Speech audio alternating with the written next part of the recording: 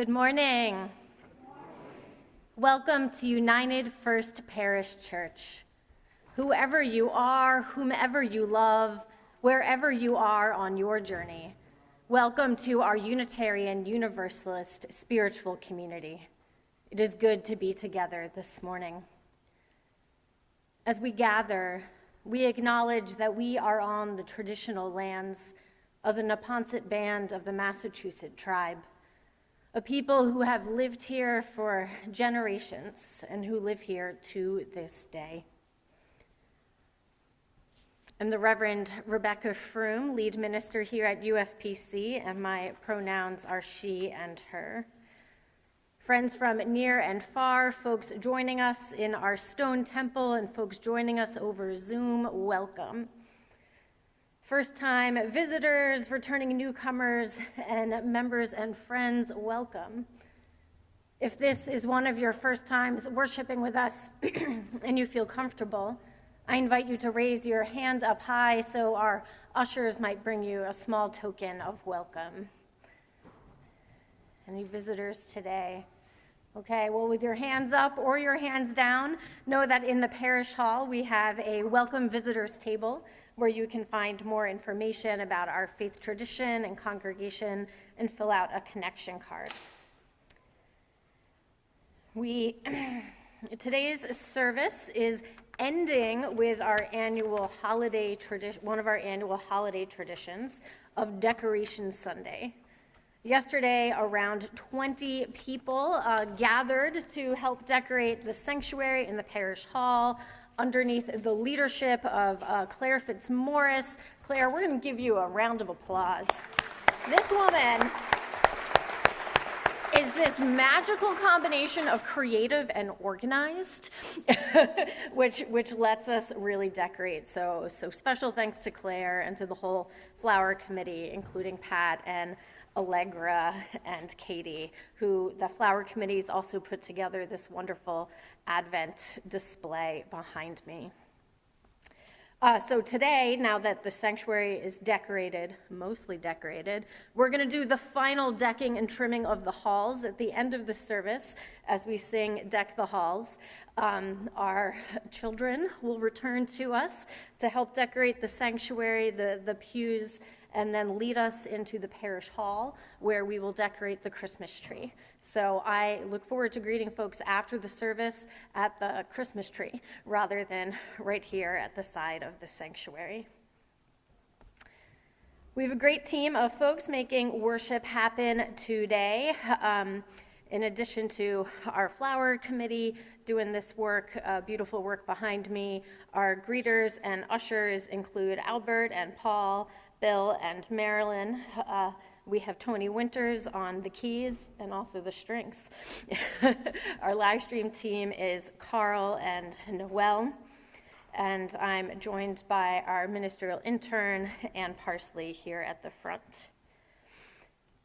We strive to be a welcoming community to people of all ages and abilities. So in the back of the sanctuary near the ushers, you will find large print hymnals, hearing assistance headsets, which are also helpful for folks who are sensitive to distracting background noise, as well as children's books and drawing materials that families are welcome to bring to their seats. Our bathrooms are located on the lower level, accessible by stairs and elevator through the foyer. If you need to use the bathroom during the service, please see a greeter. And now, as we prepare our hearts for worship, let's take a deep breath together. Feeling that spirit of life, that spirit of love that moves within, between, and beyond us all. And with our hearts open for worship, I invite Ann Parsley to share a reading as I light our chalice, symbol of the Unitarian Universalist faith tradition.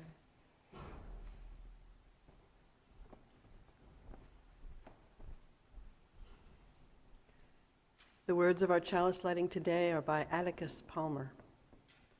We call this light before us in hope that we may always remain a strong community, working together to make the world a better place. when we are grieving or sad, when we are challenged, when we need help. This flame guides us to this place of sanctuary. When we are cheerful, when we celebrate, when we accomplish a great task, when we return to a place that makes us happy, the chalice reminds us to share our happiness with others.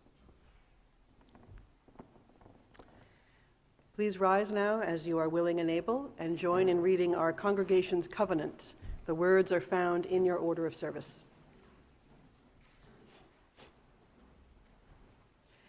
As a free fellowship of this historic church, we unite to lift our minds and open our hearts to a larger reality, to accept, support, and encourage one another, to seek the wisdom in all religions, to cherish and sustain the web of life, and to strive for justice, compassion, and peace.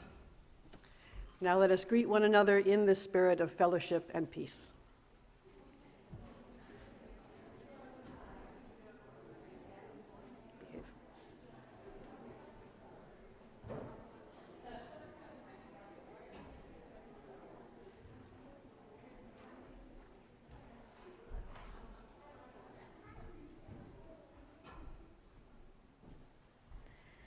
And as we remain standing, let us lift our voices in song. We'll be singing the Advent hymn, People Look East, number 226 in the Singing the Living tradition.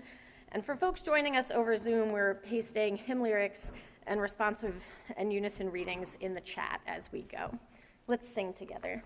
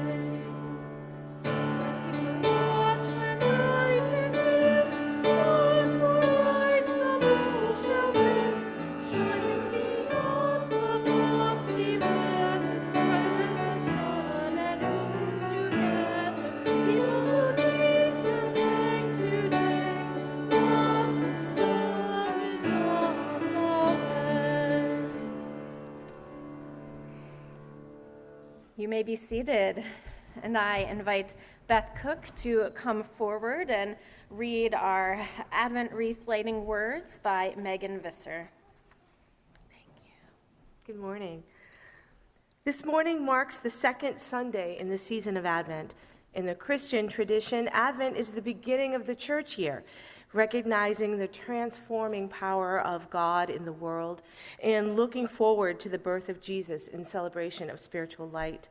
And Christianity is not alone in celebrating light at this time of year. Hanukkah, solstice, and Kwanzaa all involve candles, fire, and lights as part of their celebrations. Each week until Christmas, we light a new candle on the Advent wreath. The circle of greenery reminds us of the eternal cycle of all life, without beginning or end. And the candles remind us that we are each called to emit our glow amid the pain and suffering facing our world. The light of Advent grows brighter and brighter, guiding us towards personal peace, shared joy, and more love. This morning, we light the second candle. We light this candle as a symbol of our longing for peace. We bring our hope into the world when we practice peacemaking. Our caring community aspires to be a source of freedom from violence and exclusion. May we become the ones we have been waiting for, as June Jordan writes. Together, may we strive to create a lasting peace. Thank you. And now I invite our children and Spirit Circle team to come forward to these front pews on your right for our message for all ages.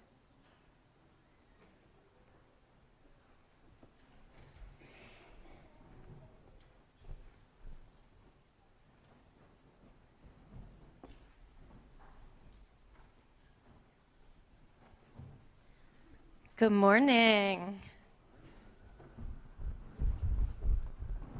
I wonder what we have in the mystery basket this morning. Oh my goodness, so many hands. But I saw Eamon first, so here we go. Can you reach in there? What is it? Candles. Candles? Let's pass it over to these groups too. What can you tell me about these candles? They're the exact same candles as the Advent candle. What? They are the exact same candles as the Advent candles. And what colors are they? They're pink and purple. Pink and purple. Awesome. You guys can pass those around, and then before you go, we'll put them back. Yeah. So the Advent wreath, as we just heard from Beth, helps prepare us for Christmas in this season called Advent. And Christians over the last 2,000 years have observed Advent in a bunch of different ways. And around 200 years ago, the Advent wreath became popular to help us really see and focus on how much closer we're getting towards Christmas in the 4 Sundays around 4 weeks before Christmas. Who's counting? How many days until Christmas? Yeah. 18 days until Christmas? Is that true? I think so. You have an Advent calendar? Yeah. All these different ways. Who has an Advent calendar? Yeah. Okay. So many options now. So many ways. And this helps us prepare for Christmas. And that's part of what Advent is about preparing for something that we're anticipating and something we're waiting for with kind of some activity, some excitement. We're paying attention as we're preparing. And who knows, for Christmas, we celebrate Christmas in lots of different ways in our culture. But in religious communities, especially Christian religious communities, what happens on Christmas? Why is it a big deal? Because it's made of love. Yes, it is. And what is made of love is the birth of a very important baby known as, you guys got this? Jesus, known as Jesus. Yeah. And Christmas celebrates the day that Jesus was born. And so Advent is preparing for the birth of a baby in the final month. And guess what? When any baby is born, that final month is a big deal. The mama is like so ready, but the baby is still often, usually not always, taking its time to grow a little bit more. And people are preparing. They're going to see their midwife or their doctor. They're getting all the things the baby needs. The parents are putting together the things they might need for spending a few days in the hospital. So they're doing lots of preparing. But do they know what exact day the baby will be born? No. So it's like they know they're probably in the final month, but not necessarily that it's exactly 18 days, right? And so they're preparing without fully knowing what will happen next, how it will unfold. There's a lot of love in those final weeks, and a lot of preparing and a lot of uncertainty. So Advent, in all sorts of different ways, is helping us remember and turn our attention to times when we are preparing with great love for a future that we don't quite know when and how it will come into being. So thank you all for being part of this message with me. So much wisdom in the front row and in the pews back here as well, I know. And so now we're going to sing our children on their way for their Spirit Circle program with Max. Today is an art day with Anne assisting, Alex with the littlest one. So words are in your order of service.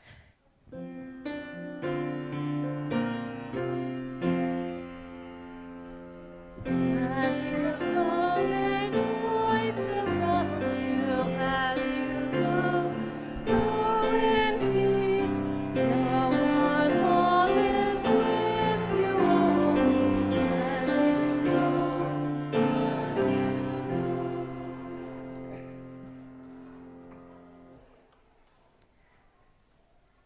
Through the sharing of our joys and our sorrows, we create a sacred space where we are deeply present with ourselves and one another.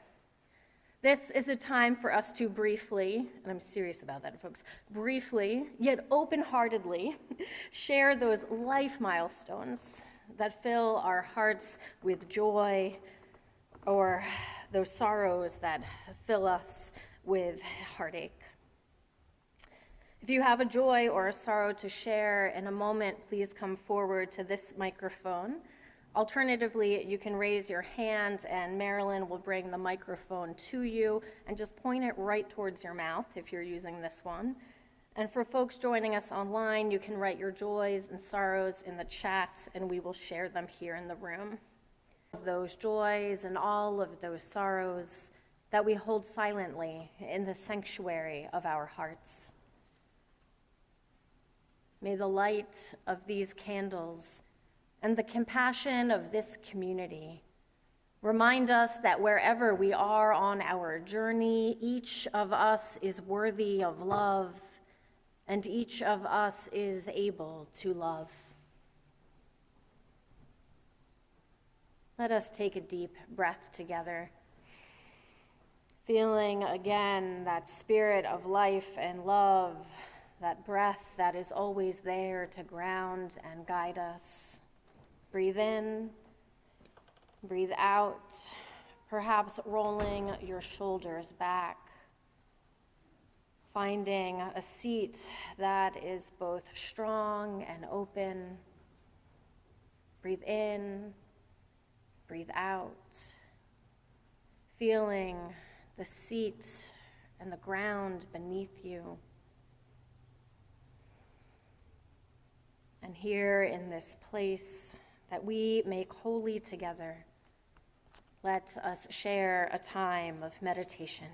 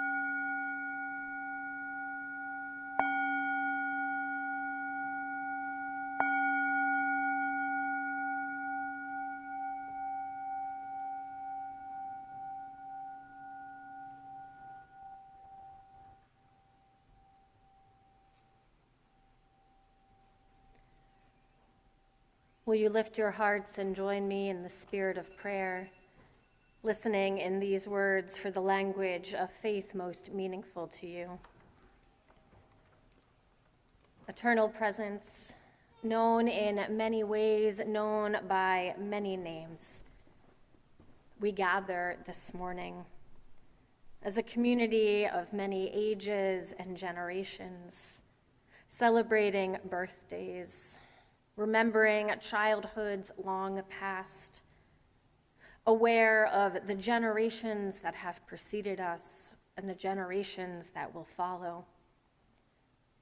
We give thanks for the joys of our lives, simple moments shared with loved ones, wondrous moments as we notice the beauty of the winter around us. We give thanks for the joys of accomplishments, the ways that we find fulfillment in our lives. We open our hearts with care and compassion for all those who are struggling this season. We hold in our hearts those who are grieving a recent loss, experiencing the first holiday season without a loved one who has died this past year, remembering with sweet sadness those who have left us years and years ago. May those who grieve be comforted, and may they find love within loss, laughter amidst tears.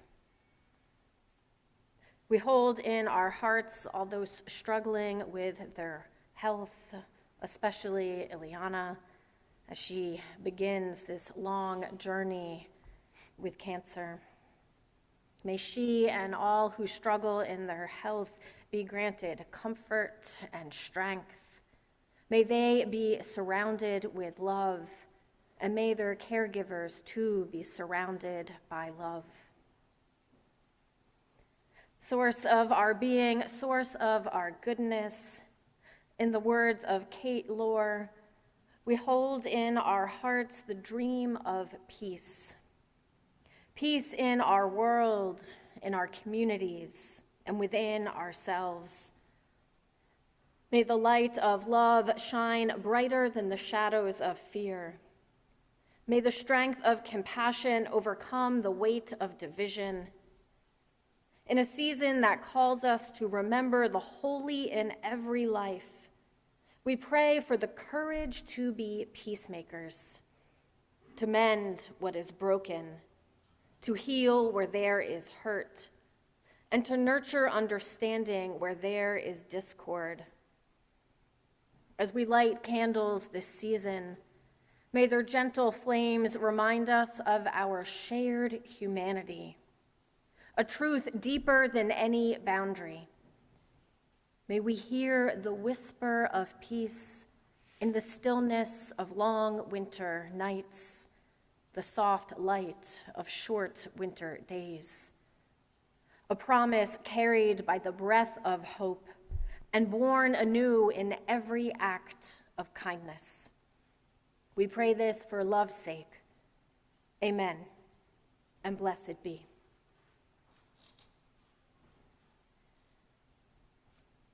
As we remain seated, we will sing Dona Nobis Pacem.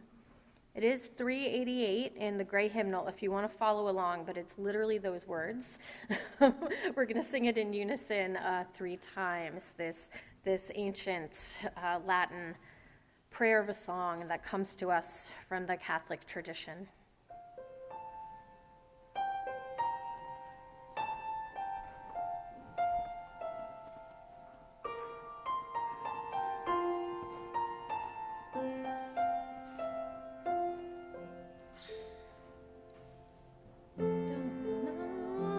Nobis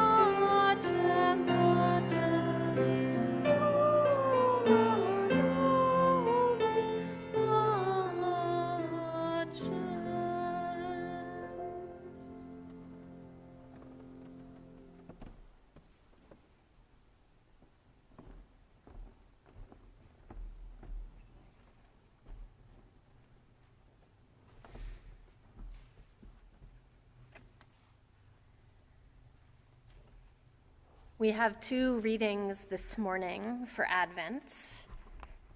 Our first reading is a contemporary poem written by poet, minister, and artist Jan Richardson. A poem she writes for Advent, titled "Blessing the Way."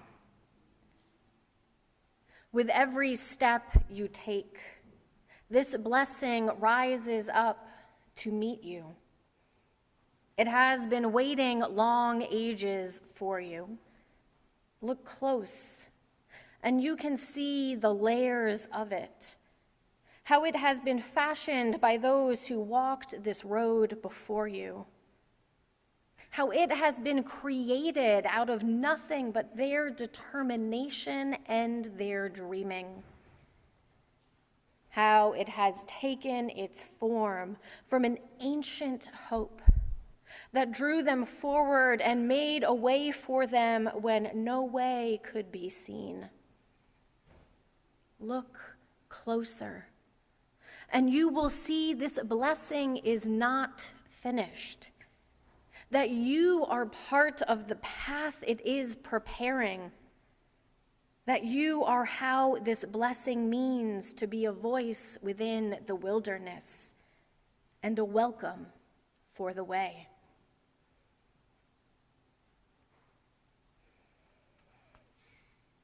And our second reading is also poetry, much, much older poetry from the book of Isaiah in the Bible. Words written around 2,800 years ago, likely adapted for centuries after that. Words that have inspired people of many faith traditions for thousands of years. Words that are often read during Advent in churches. The book of Isaiah, chapter 2, verses 1 through 5. The word that Isaiah, son of Amos, saw concerning Judah and Jerusalem. In days to come, the mountain of the Lord's house shall be established at the highest of the mountains, and shall be raised above the hills. All the nations shall stream to it. Many peoples shall come and say, "Come, let us go up to the mountain of the Lord, to the house of the God of Jacob, that he may teach us his ways, and that we may walk in his paths. For out of Zion shall go forth instruction, and the word of the Lord from Jerusalem. He shall judge between the nations, and shall arbitrate for many peoples. They shall beat their swords into plowshares and their spears into pruning hooks. Nation shall not lift up sword against nation, and neither shall they learn war anymore. O house of Jacob, come, let us walk in the light of the Lord."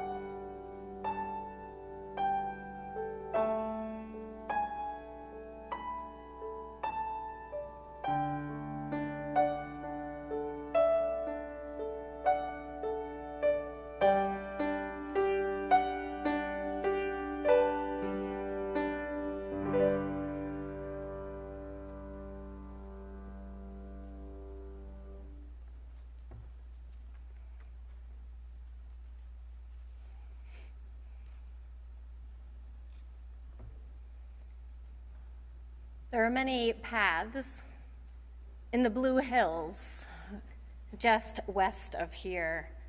Hiking paths, biking paths, and paths for cars, also known as roads. And for the last couple summers, I have found myself winding along those roads from my home in Roslindale towards the church in Quincy, but with a variation, turning up a road that goes up Chickatawbutt Hill and ends at the Norman Smith Education Center, where Mass Audubon runs a summer camp for children and teenagers. It's a great place for kids to be in the summer. They learn about nature, they learn about their bodies as they spend time outside and go hiking. They learn how to create community in caring and thoughtful ways. They are not studying war. They are not immersed in the violence that permeates so much of our society, or even that pull of consumer capitalism that we find in city streets and throughout so much of life. This place that we now know as the Norman Smith Education Center was not always a place where children would study the interdependent web of life on long summer days. This corner of Quincy, along with the corners of Randolph in the Blue Hills, were home to a Nike anti-aircraft missile system during the Cold War. For decades, this corner of the earth was part of our military-industrial complex, a place that housed weapons to be used for defense in the midst of this threat of violence and war. When I learned the Cold War military history of this corner of planet Earth on Chickatawbutt Hill, I thought back to those famous words from the book of Isaiah. They shall beat their swords into plowshares and their spears into pruning hooks. Nation shall not lift up sword against nation, and neither shall they learn war anymore. They shall turn their missile defense systems into summer camps, and neither shall they study war no more. The book of Isaiah is part of the prophetic tradition in the Bible, one of many Old Testament prophets who bring us such famous words as those in the book of Hosea. Let justice roll down like waters and righteousness like an ever-flowing stream. Or the words from the book of Micah that say, what does the Lord require of you but to do justice, love kindness, and walk humbly with your God? Biblical scholar Walter Brueggemann has described this prophetic tradition as a tradition of both judgment and hope. These words, this tradition is sometimes summarized as words that afflict the comfortable and comfort the afflicted. These are ethical words about vanishing worlds, and poetic words about unknown worlds coming into being. This is the prophetic tradition of the Bible. Brueggemann writes, "The task of prophetic ministry is to nurture and nourish, and evoke a consciousness and perception alternative to the consciousness and perception of the dominant culture around us." And Brueggemann, and many others, place the teaching of Jesus within this prophetic tradition of the Bible, this ethical and poetic tradition. We see that through line from Isaiah and Micah and Hosea and Isaiah. They sound so similar. Isaiah and Hosea and Jeremiah and Micah to Jesus in some of Jesus's most famous words, the Beatitudes, shared in his famous Sermon on the Mount. "Blessed are those who mourn, for they will be comforted. Blessed are the meek, for they shall inherit the earth. Blessed are those who hunger and thirst for righteousness, for they will be satisfied. Blessed are the merciful, for they shall be shown mercy. Blessed are the pure in heart, for they will see God. Blessed are the peacemakers, for they shall be called the sons of God." During Advent, Christians often turn to the prophecies of the prophets, looking at this through line of the ethical and poetic tradition, and also looking at the ways in which Jesus is understood in the Christian tradition as the embodiment of the Messiah promised in the books of the prophets. Another quote from Isaiah, often quoted during Advent: "For a child has been born for us, a son given to us. Authority rests upon his shoulders, and he is named Wonderful Counselor, Mighty God, Everlasting Father, Prince of Peace. Great will be his authority, and there shall be endless peace. For the throne of David and his kingdom, he will establish and uphold it with justice and with righteousness from this time onward and forevermore." So during Advent, the Christian tradition looks back to the prophets in two ways: for the ethical through line of judgment and hope, and also for the fulfillment of a messianic prophecy, that Jesus is understood to be the incarnation of an aspect of God that has been promised and spoken of for hundreds of years. Now, Unitarian Universalists have lots of different relationships to Christianity, and you guys might be like, okay, you're losing me. And so during this Advent, I invite us, whatever mixed feelings and thoughts we might have of the idea of Jesus being the embodiment of God, the promised Messiah, I invite us to look at Jesus not necessarily as the fulfillment of a specific prophecy, but as a teacher that continues that prophetic tradition through his words and his actions. Biblical scholar Brueggemann, elsewhere in his book, The Prophetic Imagination, writes, "The teachings of Jesus, of course, cannot be separated from the actions of his ministry. His teachings evoked radical energy, for they announced as sure and certain what had been denied by careful conspiracy. If anything, His teachings were more radical than his actions, for his teachings played out the implications of the harsh challenge and radical transformation at which his actions hinted. It was one thing to eat with outcasts, but it was far more radical to announce that the distinctions between insiders and outsiders were null and void. It was one thing to heal and forgive, but quite another to announce that the conditions which had made one sick or guilty were now irrelevant. He continues. Of course, the teachings cannot be separated from the actions, for it is the actions that give concreteness and reality to the teachings.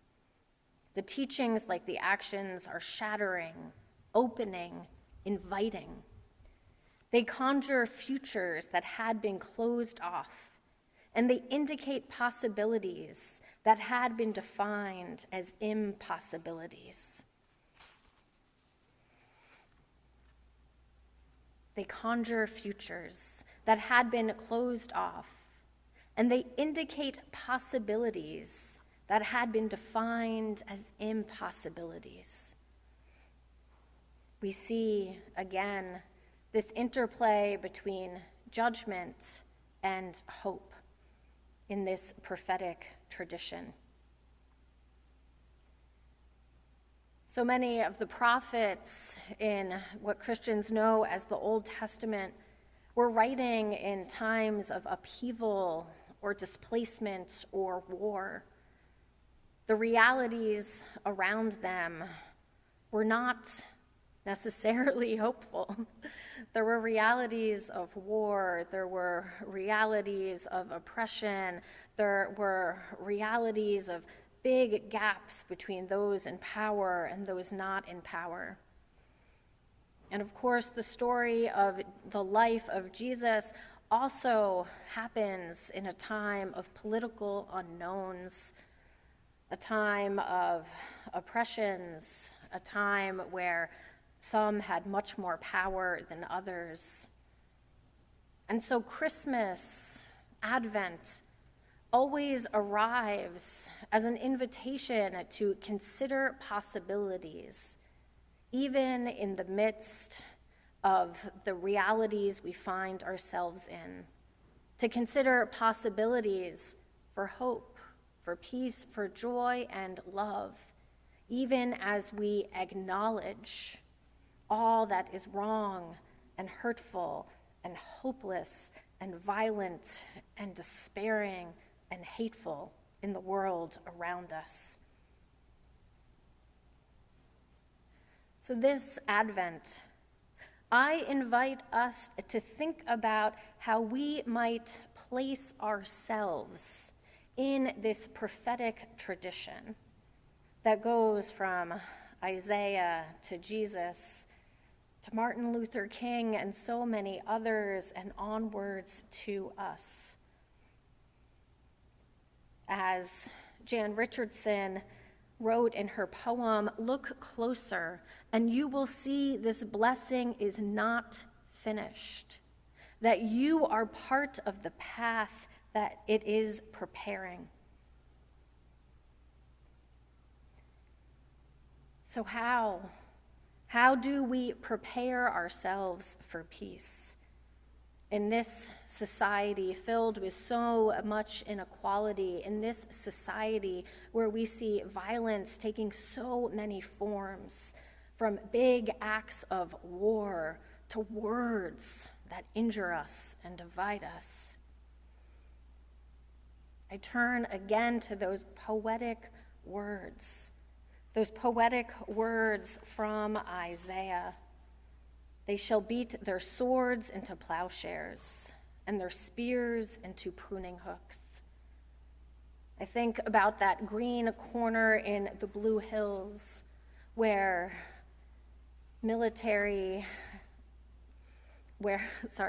I think about that green corner in the Blue Hills where a missile defense system has been transformed into a nature-based summer camp. I think about Brueggemann's phrase of the prophetic imagination. We cannot let go of the possibilities for peace and hope, even where we don't know the full path towards them. Prophetic imagination, what a beautiful phrase. To look out and wonder what can be transformed. So friends on the journey, in this time of so many unknowns, in this time where we return to old stories of those who journeyed paths through their unknowns, let us keep our prophetic imagination open.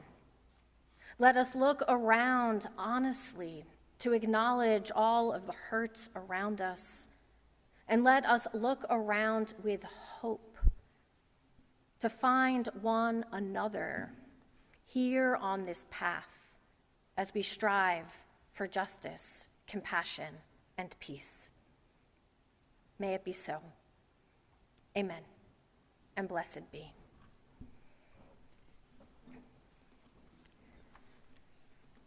Our next hymn is "Gonna Lay Down My Sword and Shield."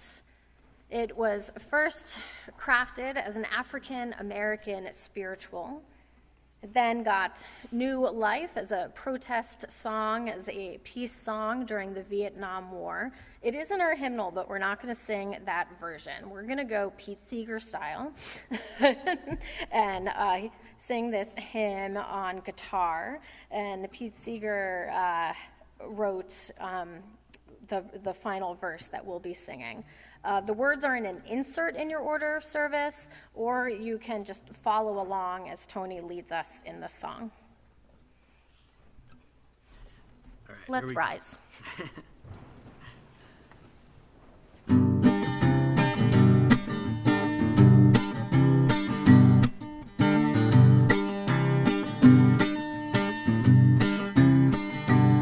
I'm gonna lay down my sword and shield down by the riverside, down by the riverside, down by the riverside. I'm gonna lay down my sword and shield down by the riverside. I'm gonna study war no more. I ain't gonna study war no more. I ain't gonna study war no more. Ain't gonna study war no more. I ain't gonna study war no more. I ain't gonna study war no more. Ain't gonna study war no more. I'm gonna lay down my burden. I'm gonna lay down my burden down by the riverside, down by the riverside, down by the riverside. I'm gonna lay down my burden down by the riverside. I'm gonna study war no more. I ain't gonna study war no more. I ain't gonna study war no more. Ain't gonna study war no more. I ain't gonna study war no more. I ain't gonna study war no more. Ain't gonna study war no more. I'm gonna talk with that Prince of Peace. I'm gonna talk with that Prince of Peace down by the riverside, down by the riverside, down by the riverside. I'm gonna talk with that Prince of Peace down by the riverside. I'm gonna study war no more. I ain't gonna study war no more. I ain't gonna study war no more. Ain't gonna study war no more. I ain't gonna study war no more. I ain't gonna study war no more. Ain't gonna study war no more.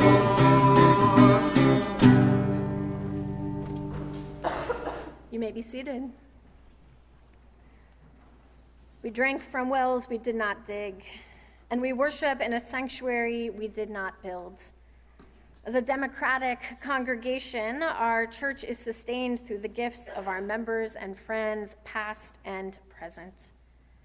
It is their imagination that has led us here, and our imagination and generosity that will lead us into the future.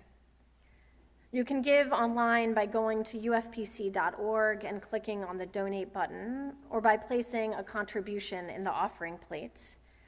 If this is your first time worshiping with us, I invite you to let the offering plate pass you by. Your presence here today is your gift to us, and we hope you will join us following the service for social hour and decorating the Christmas tree. May the ushers please come forward so the morning offering to support the good works of United First Parish Church might be joyfully given. Know that it will be gratefully received.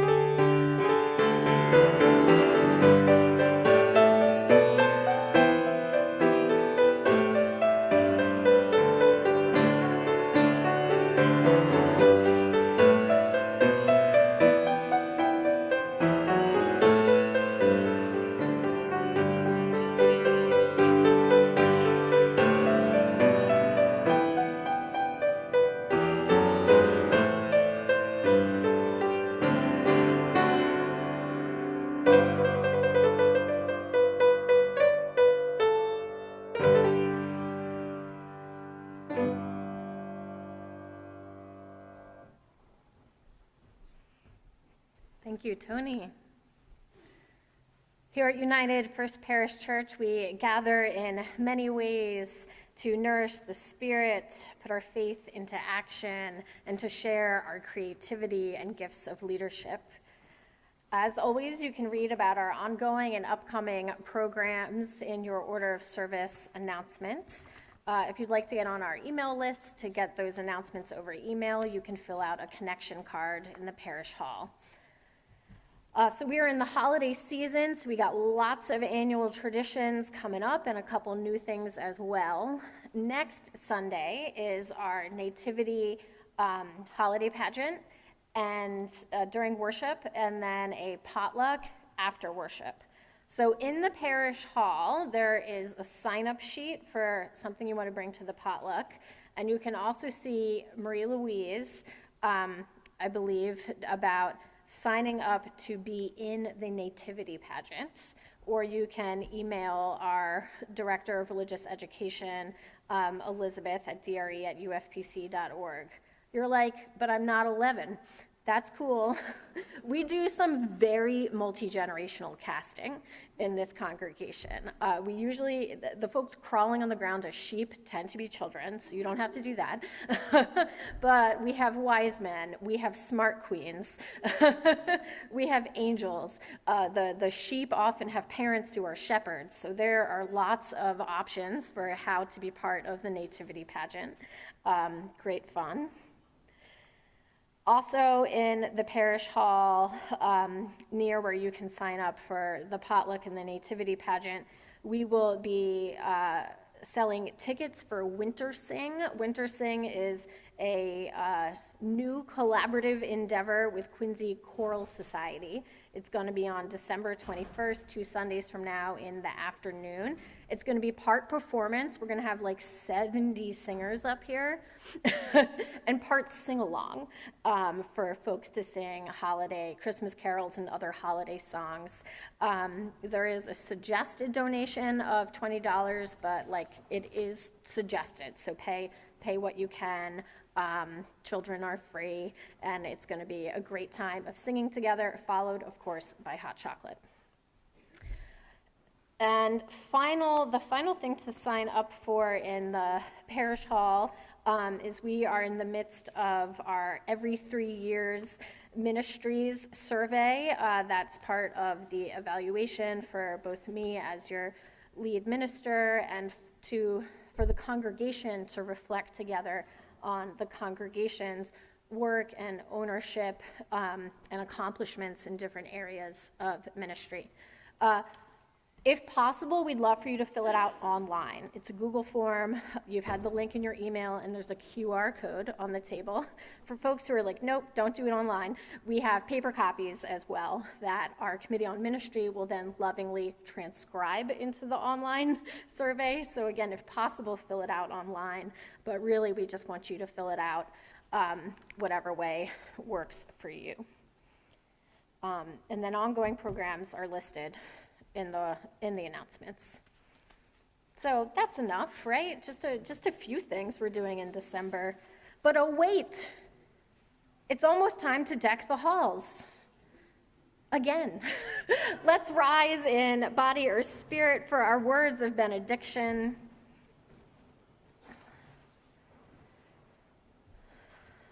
Words by Sam Trumbore. Every week we gather in this beautiful space to find peace. Each week, words and music offer and celebrate peace with the hope of instilling it in us. Now, take the peace you have found here back out into the world with you. Renewed in our faith and inspired to act, let us be the peacemakers the world aches for. And by being peacemakers, let us find the peace we long for. May we go in peace and go in love to be a blessing to the world. And I invite you to turn towards the center aisle as we offer one another a sung benediction and extinguish the chalice.